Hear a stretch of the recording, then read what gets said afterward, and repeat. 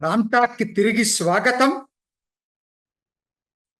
మోడీ తీసుకున్న నిర్ణయాల్లో నా దృష్టిలో ఇటీవల తీసుకున్న నిర్ణయాల్లో అతి ముఖ్యమైనది నిన్న తీసుకున్నటువంటి ఆయుష్మాన్ భారత్ని 70 సంవత్సరాలు పైబడిన వృద్ధులందరికీ కూడా విస్తరించడం.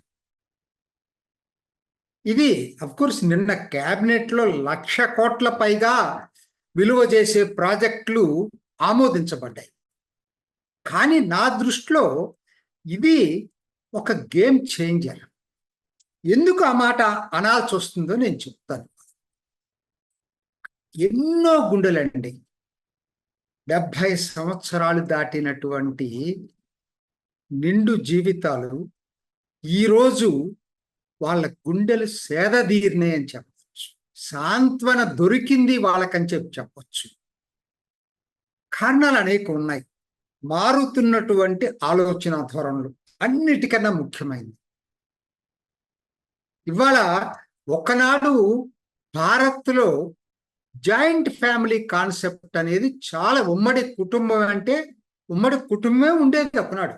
అందుకనే హిందూ అన్డివైడెడ్ ఫ్యామిలీ అని ఇప్పటికీ ఇన్కమ్ ట్యాక్స్లో HUF ఉంది. కానీ రాను రాను ఆలోచన ధారణ మారుతుంది. ఎవరికి వాళ్ళు న్యూక్లియస్ ఫ్యామిలీస్, వాళ్ళ వరకు మేము మా పిల్లలు అంటే తల్లిదండ్రులను చూడరా అంటే ఇంకా పూర్తిగా పోలేదు అది. కానీ వస్తున్నటువంటి మార్పును గురించి చెప్తున్నా. అందరూ కాకపోయినా ఈ మార్పు వస్తూ ఉంది. ఏంటి? పిల్లలే సర్వస్వం, వాళ్ళ సర్వస్వం, పిల్లల సర్వస్వం. టైం దొరికితే, అవకాశం దొరికితే తల్లిదండ్రులు కూడా. ఈ ఆలోచన ధారణ ఒక సెక్షన్లో వచ్చింది, ఇప్పటికి మొత్తంలో రాకపోయినా కూడా. మరి అటువంటి టైంలో ఈ 70 సంవత్సరాల పైబడ్డ ఆయుష్మాన్ భారత్ అటువంటి గుండెలకి ఎంత ఉపశమనం కలిగిస్తుందండి. మోడీ జీవితాన్ని చదివాడండి, అనకూడదు కానీ జీవితాన్ని చదివాడు. ఎవరికి ఎప్పుడు ఏది కావాలనేది అర్థమైపోయింది. ఇవాళ ఇది తక్షణ అవసరం. డెమోగ్రఫీస్ మారుతున్నాయి, వృద్ధుల సంఖ్య పెరుగుతూ ఉంది, న్యూక్లియస్ ఫ్యామిలీస్ ఏర్పడుతున్నాయి. మరి ఏర్పడినప్పుడు వచ్చినటువంటి ఇబ్బందులు ఏంటంటే అందరూ కావాలని కూడా కాకపోవచ్చు. ఆలోచనలు ఎట్లా ఉంది? మా పిల్లల్ని బాగా చదివించుకోవాలి. అటు వీళ్ళు కూడా మరి తల్లిదండ్రులు అన్నప్పుడు జాయింట్ ఫ్యామిలీ ఇష్టపడలేదు ఒకటి. వాళ్ళ మరి వేరే చోట ఉంచిన వాళ్ళ ఖర్చులన్నీ భరించే ఆర్థిక స్తోమత ఉండాలి. అటు పిల్లల్ని ఇటు తల్లిదండ్రులు పోషించే ఆర్థిక స్తోమత లేకపోవటం, ఆలోచన ధోరణి మారటం, ఈ రెండు కూడా కారణాలు ఉన్నాయి. సో ఒకటని నేను అన్నాను. ఆ టైంలో ఇది ఒక సంధికాలం. ఈ సంధికాలంలో వృద్ధులకి నిజంగా మోడీ తీసుకున్న నిర్ణయం మాత్రం అద్భుతం అని చెప్పొచ్చు నా దృష్టిలో. ఎందుకంటే ఇవాళ వృద్ధుల్లో సీనియర్ సిటిజన్స్, మనం చక్కగా దాన్ని గౌరవంగా సీనియర్ సిటిజన్ అనుకున్న వృద్ధులే. 70 సంవత్సరాలు దాటిన వాళ్ళు వృద్ధులుగా ఏమవుతారు? సో వాళ్ళకి నిజంగా ఏదైనా సమస్యలు జీవితంలో ఉన్నాయంటే అన్నీ అయిపోయినాయి. వాళ్ళ పిల్లలు సెటిల్ అయి ఉంటారు, అందరూ ఇదైపోయి ఉంటారు. వీళ్ళ సమస్య కన్నా మేజర్ ఇష్యూ ఆరోగ్య సమస్య, ఇంకేం ఉండదండి. ఆరోగ్య సమస్య సరే అదవరకు లేదు. ఇప్పుడు ఇన్సూరెన్స్ కాన్సెప్ట్ వచ్చింది కదా, ఇన్సూరెన్స్కి వెళ్దామంటే 70 సంవత్సరాల పైబడిన వాళ్ళకి ఇన్సూరెన్స్ కంపెనీలు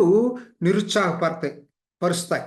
అంటే చాలా వరకు అసలు తీసుకో, కొన్ని కంపెనీస్ తీసుకున్నా ఎలా తీసుకుంటాయంటే, ఎంత నిరుత్సాహపరుస్తాయంటే మిగతా వాళ్ళకి వీళ్ళకి ప్రీమియం రేట్లో చాలా ఎక్కువ తేడా ఉంటుంది. ఎందుకంటే వీళ్ళకి న్యాచురల్గా క్లెయిమ్స్ ఎక్కువ ఉంటాయి.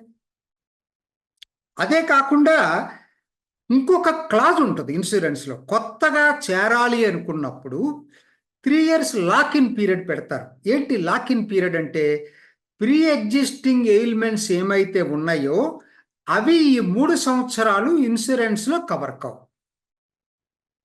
వృద్ధుల్లో 3 సంవత్సరాలు ఇన్సూరెన్స్ లేకుండా ఉండటం అనేది అంత తేలికైనటువంటి విషయం కాదు. సో కాబట్టి ఏంటి, ఒకవేళ తీసుకోవట్లేదు, తీసుకున్న ఎక్కువ ప్రీమియం ఉంటుంది. ఎక్కువ ప్రీమియం అన్నా మొదటి 3 సంవత్సరాలు బీమా వర్తించదు ఆల్రెడీ ఉన్న వ్యాధులకి. ఆల్రెడీ ఉన్న వ్యాధులయ్యో ఈ 70 సంవత్సరాల లోపల రాకుండా ఎవరికి ఉండవు. ఈ ఇబ్బంది ఉందండి ఇన్నాళ్ళ నుంచి. ఆ ఇబ్బందికి ఇవాళ ఇది జత కాదు. ఆయుష్మాన్ భారత్లో ప్రీ ఎగ్జిస్టింగ్ డిసీజెస్, పోస్ట్ ఈ బీమా తర్వాత వచ్చే అనేది అసలు ఆ క్లాజే లేదు. సో కాబట్టి ఏంటి, ఇవాళ ఆయుష్మాన్ భారత్ 70 సంవత్సరాల పైబడిన వాళ్ళకి వర్తించడం అంటూ జరిగితే రేపొద్దున వాళ్ళకి ఏదైనా కూడా వాళ్ళకి ఈ ఆయుష్మాన్ భారత్ వర్తిస్తుంది. ఇంతకన్నా ఉపశమనం ఇంకేం కావాలో చెప్పండి. ఇప్పుడు వివరాల్లోకి వెళ్దామని నేను మొత్తం తర్వాత ముందు వివరాలు తెలుసుకుందాం. ఈ స్కీమ్ వివరాలు చూసేటట్టయితే ఆయుష్మాన్ భారత్ 70 సంవత్సరాలు తర్వాత ప్రతి పౌరుడికి, మీరు పెద్దవాడా ఏం సంబంధం లేదు, ప్రతి పౌరుడికి వర్తిస్తుంది. అంటే universal health coverage for 70 years and above. అందరికి కాకపోయినా వీళ్ళకి 70 years అండ్ అబౌవ్. తర్వాత ఎలా పనిచేస్తుందని చూసుకున్నప్పుడు ఇప్పటికి అసలు బీమా లేని వాళ్ళకి, ఏ బీమా లేని వాళ్ళకి 70 సంవత్సరాలు పైబడిన వాటికి ఆటోమేటిక్గా కవర్ అవుతుందండి. 5 లక్షల వరకు జీవిత బీమా వస్తుంది. అంటే ఎట్లా ఉంటుందంటే, ఇద్దరున్నారనుకోండి, భార్యాభర్తలు ఉన్నారనుకోండి 70 సంవత్సరాలు దాటిన వాళ్ళు, అప్పుడు 5 లక్షలు ఎవరికి, 5 లక్షలు సీలింగ్, ఇద్దరికి కలిపి 5 లక్షలు సీలింగ్ ఉంటుంది. ఒకటి ఇది ఇప్పుడున్నటువంటిదే, ఇప్పుడున్న దాంట్లాగానే. కాకపోతే ఒక కుటుంబంలో ఇప్పుడు ఇద్దరు పెద్దవాళ్ళు ఉంటారు, వాళ్ళ కొడుకులు ఉంటారు, వాళ్ళ కొడుకులు కూడా ఉండొచ్చు, కొడుకులు కూతుర్లు ఉండొచ్చు. ఇది కుటుంబం అయినా కూడా ఈ ఇద్దరికి సపరేట్గా ట్రీట్ చేస్తారు వీళ్ళిద్దరిని. అంటే ఏంటి, ఇప్పటికీ ఆల్రెడీ ఆయుష్మాన్ భారత్ కవర్ అవుతుంది అనుకోండి, అంటే పేదలకి బీపీఎల్ కింద ఉన్నటువంటి వాళ్ళకి కవర్ అవుతుంది కదా, వాళ్ళకు కూడా వాళ్ళ ఇంట్లో కనుక తల్లిదండ్రులు ఉండేటట్టయితే వాళ్ళకి అదనంగా 5 లక్షల బీమా కవరేజ్ వస్తుందండి. ఇప్పుడు చెప్పండి, అంటే ఆల్మోస్ట్ 10 లక్షలు అవుతుందండి ఇది వాళ్ళ కుటుంబానికి. అంటే వాళ్ళు ఏంటంటే, మీరు తల్లిదండ్రులు భారం అని భావించొద్దు, మీకు 5 లక్షల కవరేజ్తో పాటు వాళ్ళకి ప్రత్యేకంగా ఇంకొక 5 లక్షల కవరేజ్ ఇస్తున్నామని చెప్పి మోడీ చెప్పాడు. ఎందుకంటే ఇది ఆయుష్మాన్ భారత్ ఉన్న వృద్ధులుంటే వాళ్ళకి అదనంగా 5 లక్షల వరకు వర్తిస్తుందనేది ఈ పథకం యొక్క లక్ష్యం. దీని ఉద్దేశం ఇది. అంటే కుటుంబంలో జరుగుతున్నటువంటి ఆలోచన ధోరణులు అర్థం చేసుకుని అందరికీ ఆరోగ్యం ఇవ్వాలంటే ముందుగా ఎవరికి ఇవ్వాలని చూసినప్పుడు 70 సంవత్సరాలు పైబడిన వాళ్ళకి ఇవ్వటం మొట్టమొదటి చర్య ఆయన తీసుకుంది. మరి మిగతా అనుకోవచ్చు, ఇప్పుడు ఉద్యోగస్తులు కొంతమంది ఉన్నారు, సెంట్రల్ గవర్నమెంట్ వాళ్ళకి సెంట్రల్ గవర్నమెంట్ హెల్త్ స్కీమ్ ఒకటి ఉంటుంది.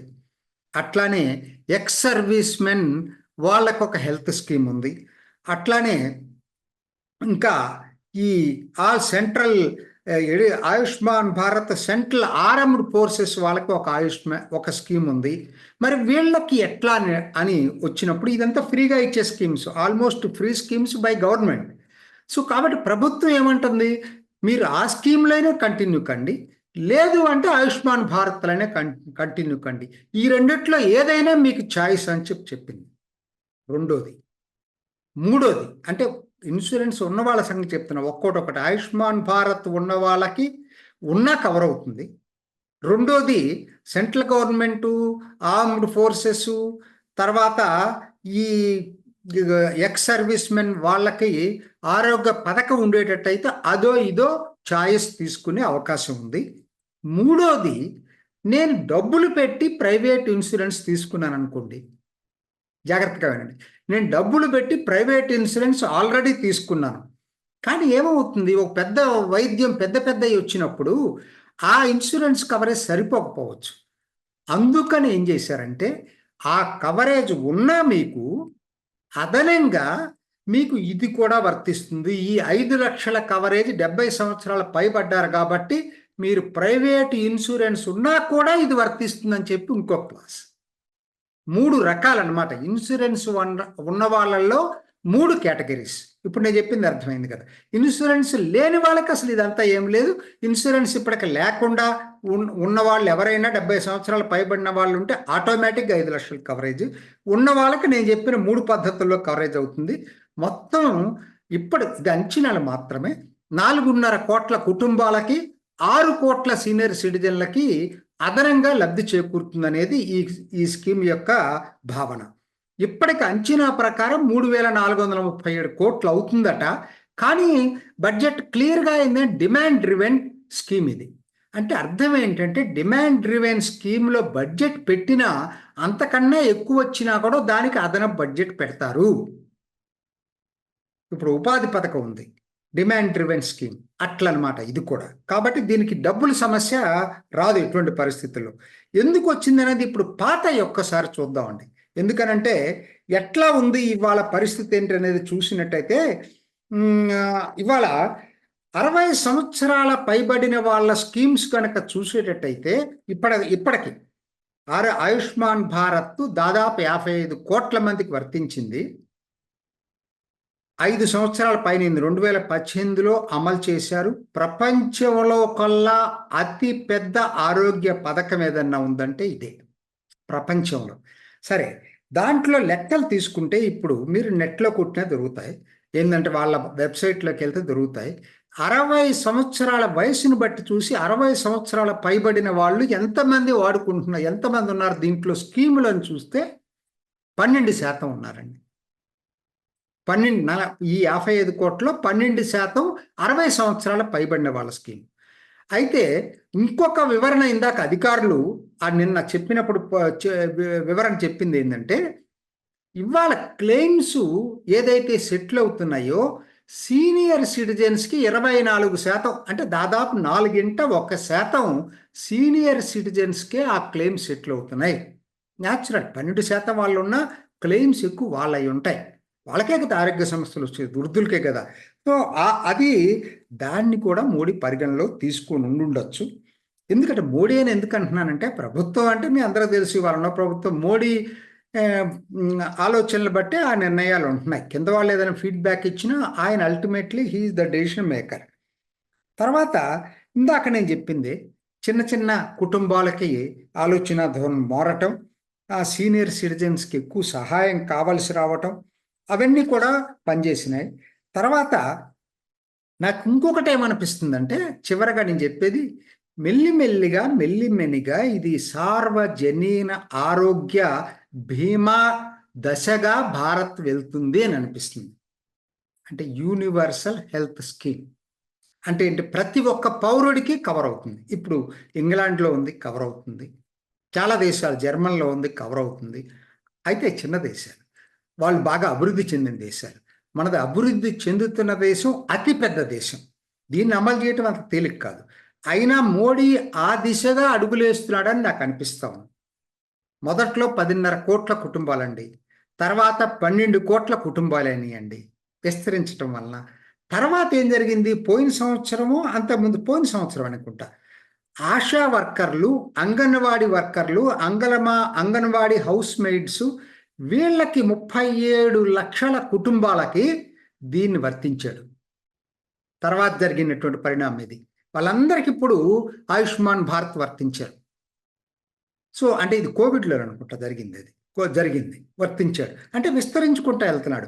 ఇవాళ వాళ్ళు ఎన్నికల ప్రణాళికలో చెప్పినట్టుగానే ఆయన ఇవాళ 100 రోజులు కాకముందే ఇవాళ దాదాపుగా అదనంగా 4.5 కుటుంబాలకి దీనికి జత చేశాడు. ఇప్పటికి 12.34 కుటుంబాలు ఉంటే 4.5 కుటుంబాలు అదనంగా ఈ ఆయుష్మాన్ భారత్ దీనికి జత చేశాడు. అతి పెద్ద నిర్ణయం అండి. ఎందుకు నేను ఇంకోటి చెప్తున్నానండి, కాస్ట్ ఫ్యాక్టర్లో కూడా చాలా మందికి తెలుసో లేదు, ఇప్పుడున్నటువంటి మొత్తం స్కీమ్ కాస్ట్ ఎంత ఉంటుందో ఈ 55 కోట్ల మందికి అయ్యే స్కీము, కొత్తగా పెట్టినటువంటి 70 సంవత్సరాల పైబడిన స్కీము దానికన్నా ఎక్కువ ఉండొచ్చు అనేది నిపుణుల అంచనా.